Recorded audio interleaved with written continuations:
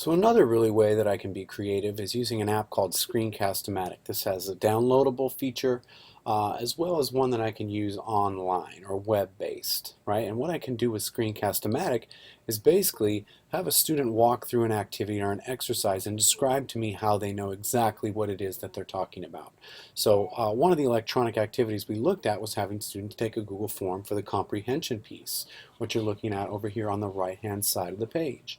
Right? So if I was a student, Luke, and I was taking this particular quiz, and after I've done my reading or potentially listened to it over on this tab, what I would then do is begin answering my comprehension questions, but not only can I provide you an answer both in multiple choice format, written format, but I can provide you some further insight into what I'm thinking, right? So I'm going to go ahead and say that the answer to this question is basically the conflict between these two characters was generated over who owns a piece of this land, right? And I can come right over here into the text and I can show where that's happening, right? So right here I can see that a famous lawsuit in the days of these gentlemen's grandfather was about the possession of this particular land, and as we found out in our vocabulary, the unfavored party never acquiesced, and ultimately this feud went on for three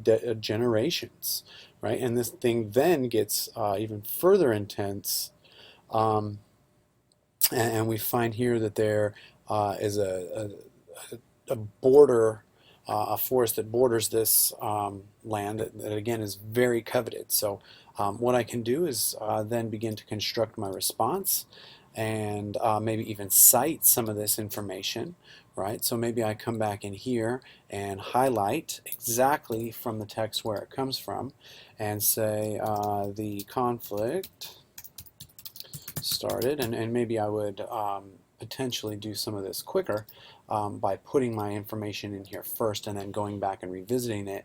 But basically, I can put this in here.